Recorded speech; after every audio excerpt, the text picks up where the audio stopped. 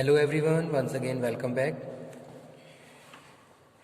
Today we are going to start the topic types of conflict. Okay, यानी कि ओबी में हमारा जो टॉपिक है ये आज का जो हम डिस्कस कर रहे हैं वो है टाइप्स या फिर क्लासिफिकेशन ऑफ कॉन्फ्लिक्ट. तो इसमें हम डिस्कस करेंगे वेरियस क्लासिफिकेशन. लेकिन उससे पहले मैं अगेन डिफाइन कर देता हूँ कॉन्फ्लिक्ट है क्या.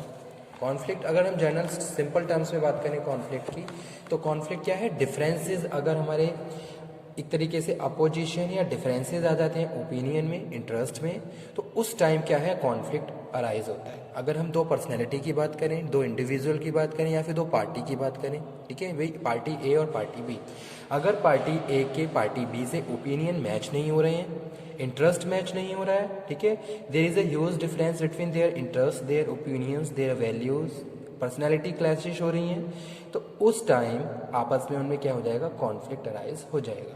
अगर वो एक पर्टिकुलर पॉइंट पे अपना कंसेंट शो नहीं कर पा रहे हैं, that time opinion conflict arise between them, तो वो क्या है कॉन्फ्लिक्ट.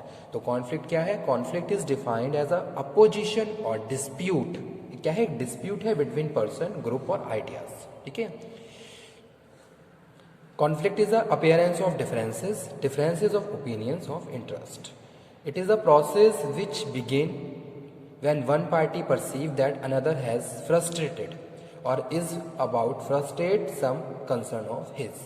जैसे कि सपोज एक पार्टी क्या है, एक पार्टी को ऐसा लग रहा है कि भाई दूसरी पार्टी जो भी है वो मुझे नुकसान, या तो मुझे नुकसान पहुंचा रही है या मुझे नुकसान पहुंचा सकती है. ठीक है, ऐसा वो परसीव कर रहा है.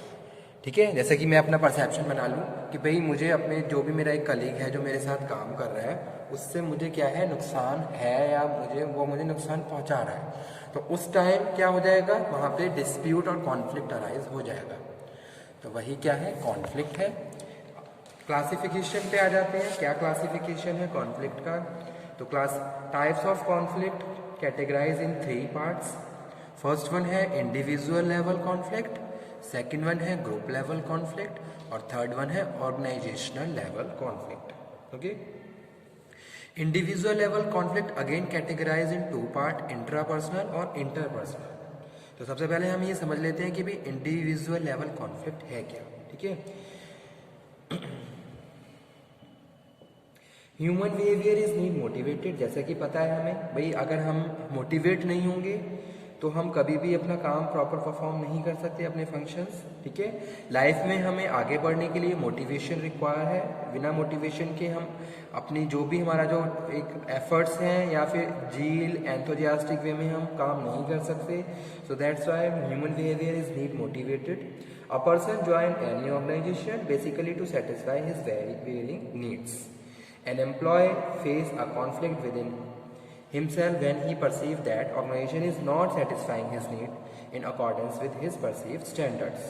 ओके, अगर मुझे लग रहा है कि भाई ऑर्गेनाइजेशन मेरी नीड को फुलफिल नहीं कर रही है, या फिर मैं जितने एफर्ट्स यूज़ कर रहा हूँ उस हिसाब से मुझे ऑर्गेनाइजेशन की साइड से कोई आउटकम नहीं मिल रहा है. ठीक है, मेरी पे नहीं बढ़ रही है, मुझे प्रमोशन नहीं मिल रहा है, मेरे एफर्ट्स ज़्यादा हैं लेकिन उस हिसाब से ऑर्गेनाइजेशन मुझे पे नहीं कर रही है या फिर मुझे फैसिलिटेट नहीं कर रही है, तो उस टाइम आपकी ऑर्गेनाइजेशन क्या हो जाएगा, एक कॉन्फ्लिक्ट अराइज हो जाएगा. ठीक है, इस तरीके के कॉन्फ्लिक्ट को हम इंडिविजुअल लेवल कॉन्फ्लिक्ट बोलते हैं कि भाई आपका क्या है, आपकी ऑर्गेनाइजेशन से just because of your need जो कि सेटिस्फाई नहीं हो रही है, जिसकी वजह से आपने क्या करा, कुछ ऐसा परसेप्शन बना लिया और जो आपको क्या कर रहा है, डिमोटिवेट कर रहा है, और कहीं ना कहीं एक डिस्प्यूट अराइज हो रहा है, एक कॉन्फ्लिक्ट अराइज हो रहा है आपकी ऑर्गेनाइजेशन के साथ. तो वो क्या है, इंडिविजुअल लेवल कॉन्फ्लिक्ट है. अब इंडिविजुअल लेवल कॉन्फ्लिक्ट 2 पार्ट्स में डिवाइड किया है यहाँ पे मैंने, इंट्रापर्सनल और इंटरपर्सनल. जैसा कि यहाँ पे लिखा हुआ है इंट्रापर्सनल कॉन्फ्लिक्ट और इंटरपर्सनल कॉन्फ्लिक्ट. तो इंट्रापर्सनल कॉन्फ्लिक्ट क्या होता है ये देख लेते हैं. Okay, intra-individual conflict arise when a person are not psychologically nature.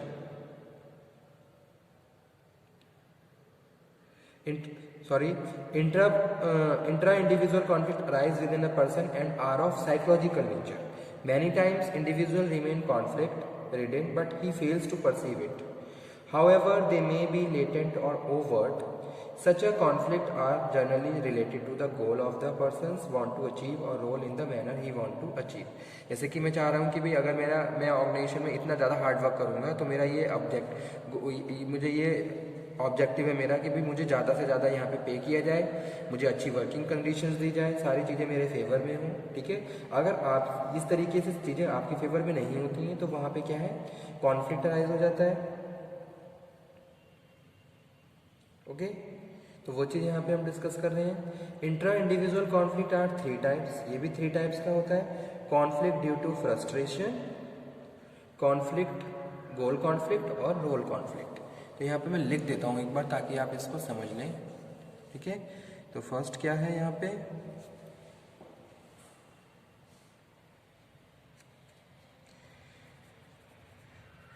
Intra personal conflict. तो इसके भी 3 पार्ट्स होते हैं। पहला क्या है, conflict due to frustration, conflict due to frustration. Second है गोल कॉन्फ्लिक्ट और थर्ड है रोल कॉन्फ्लिक्ट, ठीक है। फर्स्ट है conflict due to frustration. Frustration occur when a motivative drive is block, आपको मोटिवेट नहीं किया जा रहा है before a person reach a desired goals, ठीक है। द बैरियर में बी आइदर ओवर आउटवर्ड और फिजिकल, इनवर्ड और मेंटल, कुछ भी हो सकता है। The frustration model can be useful in the analysis not only of the behaviour in general but also specific aspect of on the job behaviour, ठीक है। तो वो क्या है, कॉन्फ्लिक्ट ड्यू टू फ्रस्ट्रेशन है। आप फ्रस्ट्रेट हो रहे हो, फ्रस्ट्रेट होने की वजह से आपका बिहेवियर चेंज हो रहा है, कहीं ना कहीं वो सारी चीज़ें कॉन्फ्लिक्ट को क्रिएट कर रही है, ठीक है। Frustrated individual adopt any for defence, जैसे कि क्या है, अग्रेशन में आ गए। Aggression refers to attack of barriers, physical और symbolical. Withdrawal refers to backing away from the barriers. Fixation, it refers to the continuation of efforts to break the barrier. और compromise, it refers to the search for new goals. Conflict occurs in all defense mechanism situation. Okay. Second है goal conflict. Another common source of conflict is individualist goal, that is both positive or negative features or 2 or more competing goals. Whereas in frustration, motives are blocked before the goal is reached. In goal conflict, 2 or more motives block or one another, ठीक है। तो गोल conflict आपका भी क्या है, arise हो जाता है, आपके गोल ऑर्गेनाइजेशन के गोल के साथ मैच नहीं हो रहे हैं, ठीक है। या फिर आप क्या कर रहे हो, सेम गोल को अचीव करने के लिए डिफरेंट डायरेक्शंस में मूव कर रहे हो। तो ये सारी चीज़ें भी क्या है, आपके ऑर्गेनाइजेशन या आपके बॉस के साथ कॉन्फ्लिक्ट अराइज कर सकती है। रोल कॉन्फ्लिक्ट में हम बात कर रहे हैं, an individual perform number of role. अगर आप नंबर ऑफ रोल परफॉर्म करोगे सेम टाइम में तो कहीं ना कहीं आपका कॉन्फ्लिक्ट वहाँ पे होना कॉमन है, ठीक है।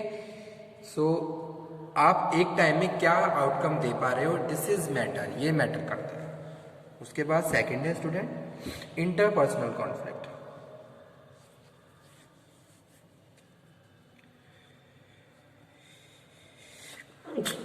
सॉरी,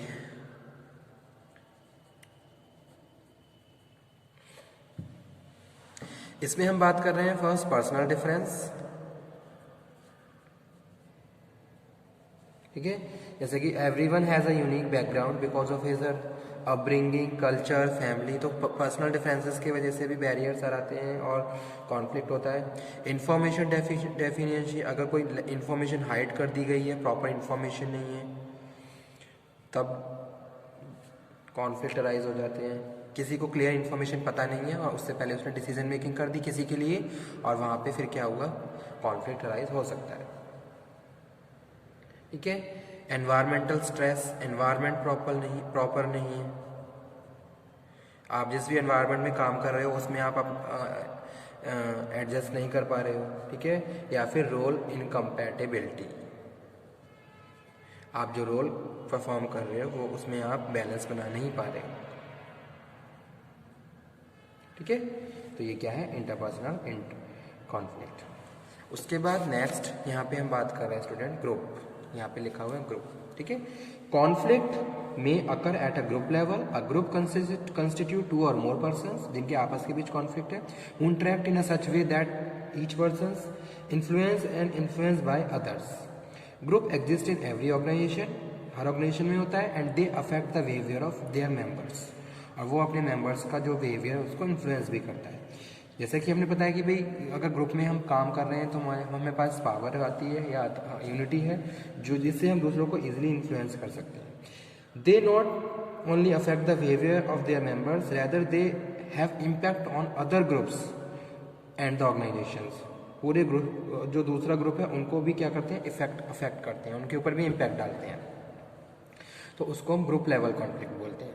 अब इसमें हम बात कर रहे हैं इंट्रा ग्रुप कॉन्फ्लिक्ट। ठीक है, inter group conflict arise in 3 situation when group face a novel problem of task, where new values are imported from the social environment into the groups, या फिर extra group role comes into the conflict. अगर आपको group में कुछ extra दे दिया गया तो फिर ग्रुप कॉन्फ्लिक्ट हो जाएगा। ठीक है, तो ये क्या है, इंट्रा ग्रुप कॉन्फ्लिक्ट है, यानी कि एक्सटर्नल फैक्टर्स आपको इन्फ्लुएंस कर रहे हैं। और सेकंड हम बात कर रहे हैं इंटर ग्रुप कॉन्फ्लिक्ट। तो इंटर ग्रुप कॉन्फ्लिक्ट में हम बात कर रहे हैं competition, task interdependence, status struggles, goal incompatibility, times incompatibility, continuous influence tactics. ठीक है, तो ये क्या है, इंटर ग्रुप कॉन्फ्लिक्ट है। ये तो क्या है कि भाई कोई अदर फैक्टर्स इंट्रा में जो बाहर के फैक्टर्स हैं वो आपको इन्फ्लुएंस कर रहे हैं, जिसकी वजह से ग्रुप कॉन्फ्लिक्ट हो रहा है, आपका अराइज हो रहा है। जैसे कि अभी मैंने बताया था, where new values are imported from the social environment into the groups.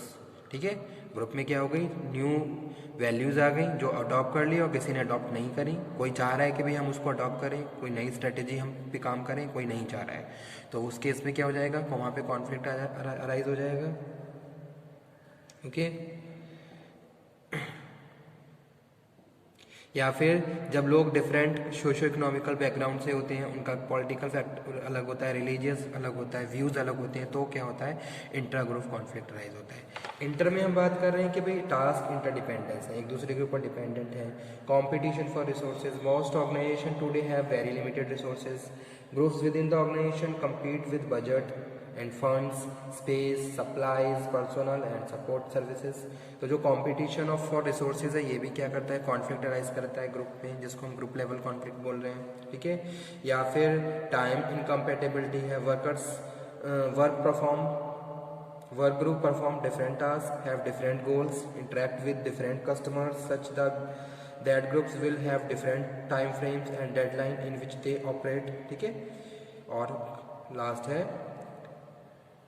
Continuous influence tactics, या फिर को आप कोई इन्फ्लुएंस टैक्टिक्स को यूज़ कर रहे हो। उसके बाद ऑर्गेनाइजेशन लेवल पे हम बात कर रहे हैं हॉरिजॉन्टल कॉन्फ्लिक्ट। हॉरिजॉन्टल कॉन्फ्लिक्ट में हम बात कर रहे हैं सेम डिपार्टमेंट लेवल्स पे जो होता है। Horizontal conflict refers to conflict between employee और department at the same hierarchical level. ठीक है, the sources of conflict between department consist of pressure towards sub optimisation. तो सेम लेवल पे जो कॉन्फ्लिक्ट होता है उसको हम हॉरिजॉन्टल, डिफरेंट लेवल पे जो कॉन्फ्लिक्ट होता है उसको हम वर्टिकल कॉन्फ्लिक्ट बोलते हैं। ठीक है, और लाइन ऑफ स्टाफ, लोगों का आपस में जो लाइन स्टाफ में जो स्ट्रक्चर है उसमें जो काम कर रहे हैं, ठीक है, तो उसको हम क्या बोलते हैं, लाइन एंड स्टाफ कॉन्फ्लिक्ट बोलते हैं। इंटर में हम बात कर रहे हैं conflict between organisation pursuing similar objectives, यानी कि आपस में जो अगर 2 यूनिट चल रही हैं उनके सेम ऑब्जेक्टिव है तो उनमें कॉन्फ्लिक्ट होगा। ओके, अगर कोई अच्छा सा काम कर रहा है तो दूसरी यूनिट अच्छे से काम नहीं कर रही है तो आपस में कॉन्फ्लिक्ट हो सकता है। या फिर जैसे सपोज 2 ऑर्गेनाइजेशन आमने सामने हैं और वो आप किसी प्रोडक्ट में डील कर रही हैं तो उनमें कॉन्फ्लिक्ट होने के चांसेस क्या है, अगर सेम ऑब्जेक्टिव है, गवर्नमेंट एजेंसी ऑर्गेनाइजेशन है, ठीक है, उससे आपका कॉन्फ्लिक्ट, या फिर conflict between head office and the manufacturing unit. Okay, thank you.